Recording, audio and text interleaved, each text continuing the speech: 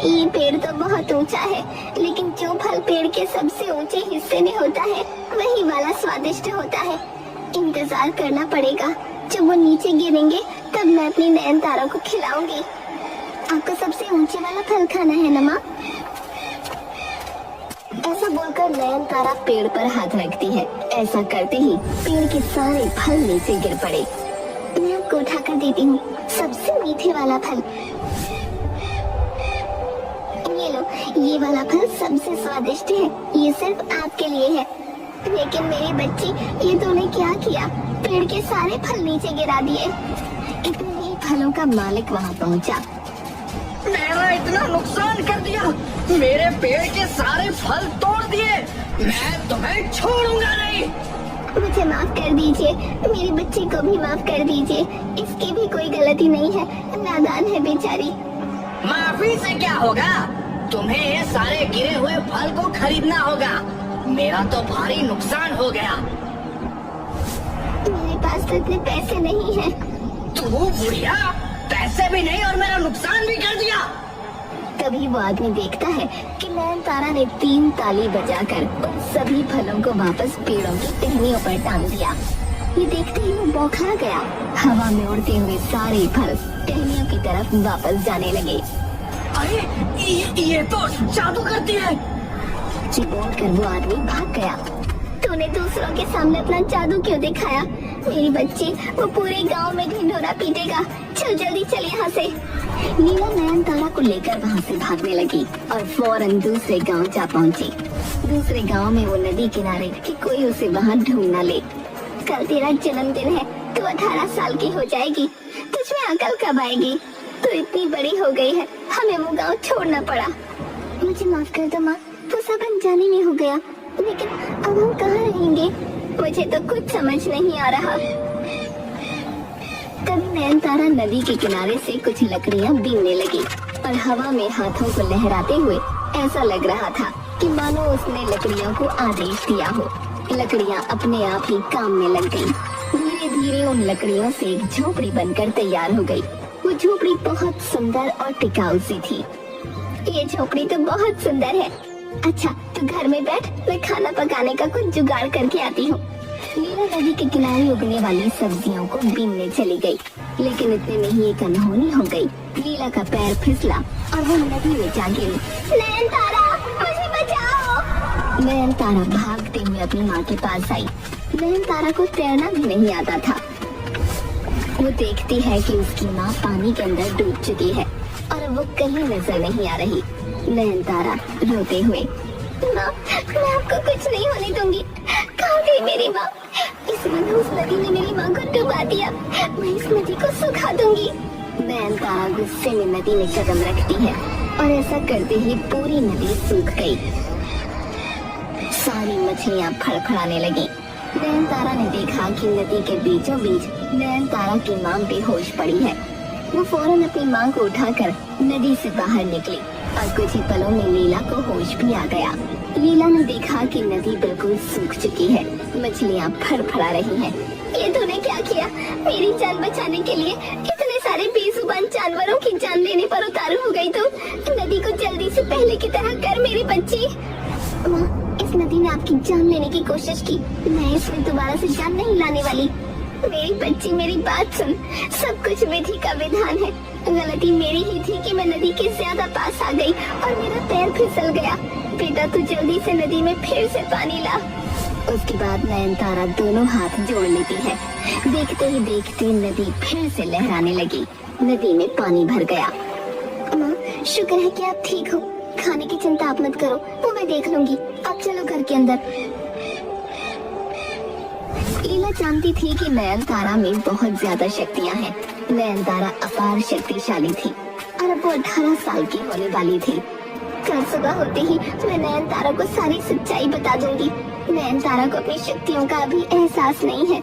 अगर ऐसा ही रहा तो कहीं उसके हाथों कोई अनहोनी ना हो जाए। मुझे उसे सच्चाई बतानी ही होगी। अगली सुबह हुई। जन्मदिन की ढेर सारी बधाई हो मेरी प्यारी सी नन्ही परी। अब तो मैं बड़ी हो गई हूँ ना माँ। अब आप मुझे नन्ही परी क्यों बोल रही हो? मेरे लिए तो तू हमेशा नन्ही परी रहेगी। आज तू 18 बरस की हो गई है। मैं तुझे तेरी जिंदगी से जुड़ा एक बहुत बड़ा सच बताना चाहती हूँ। मेरी बात ध्यान से सुनना। मैं तेरी माँ नहीं हूँ। ये कैसा मजाक है माँ? तेरी माँ का नाम था तारावती। वो तुझे जन्म देते ही मर गई। गांव वालों ने मार डाला उसे। तेरी माँ ने कभी किसी का कुछ नहीं बिगाड़ा था। कोई नहीं जानता था कि वो कहाँ से आई है, तेरे पिता कौन है। ये सारे राज तेरी माँ के साथ ही चले गए। तेरी माँ तुझे मेरे दरवाजे पर छोड़कर गई थी। तब से मैंने फैसला किया था कि तुझे कभी भी ये सच पता नहीं चलने दूंगी। मुझे डर था कि कहीं ये सच जानने के बाद तेरे मन से मेरे लिए प्यार कम ना हो जाए। मेरे लिए माँ पाना बहुत मुश्किल है माँ कि आपने मुझे जन्म नहीं दिया, लेकिन माँ तो मेरी आप ही हो। मेरी वजह से आप गांव वालों से लड़कर गांव छोड़कर यहाँ रहने आ गई। मुझे अकेले पाल पोस कर बड़ा किया। नयनतारा अपनी माँ के गले लग गई और खूब रोने लगी। अब मेरी बात ध्यान से सुन। तेरी माँ कोई आम इंसान नहीं थी। जैसा कि मैंने कहा कि कोई नहीं जानता वो कौन थी, और अपनी माँ की तरह ठीक तो भी कोई आम लड़की नहीं है। तू एक जादुई लड़की है। तेरी शक्ति दिन ब दिन बढ़ती जा रही है। ये जरूरी है कि तुझे तेरी शक्तियों के बारे में पता हो, तुझे तेरी ताकत का अंदाजा हो। कल जब तूने नदी को सुखा दिया तो मुझे पता चला कि तेरे अंदर की जादुई शक्तियाँ मेरी सोच से कहीं गुना ज्यादा हैं।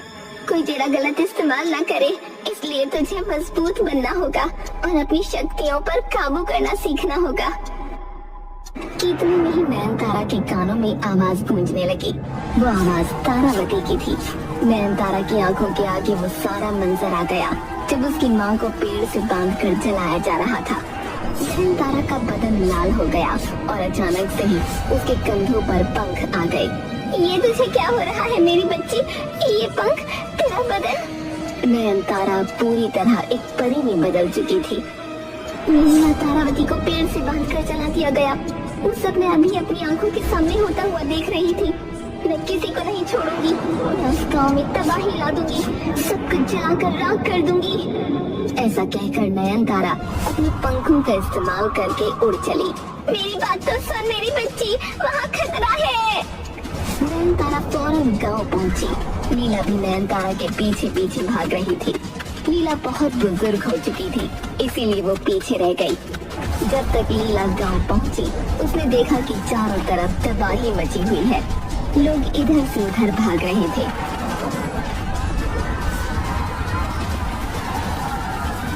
पूरे गांव में आग लगी हुई थी।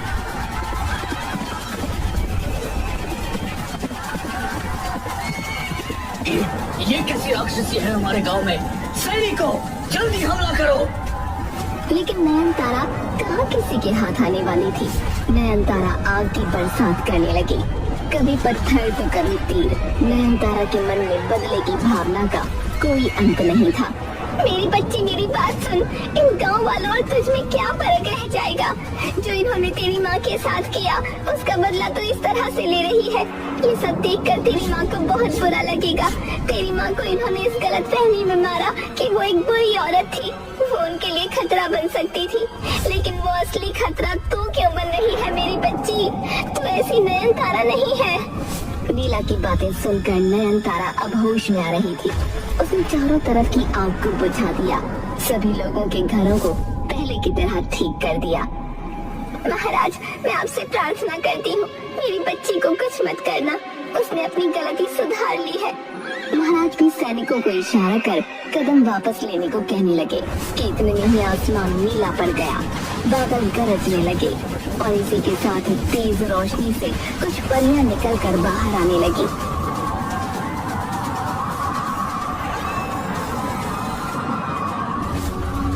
सारा गांव ये नजारा देखकर हैरान था। नयनतारा, आप परी लोक की राजकुमारी हो। परी लोक की राजकुमारी? आप क्या कह रही है? मुझे कुछ समझ नहीं आ रहा। जी हाँ, आपकी माँ तारावती परी लोक की रानी परी थी, लेकिन उन्हें दुश्मन देश के राजा से प्रेम था।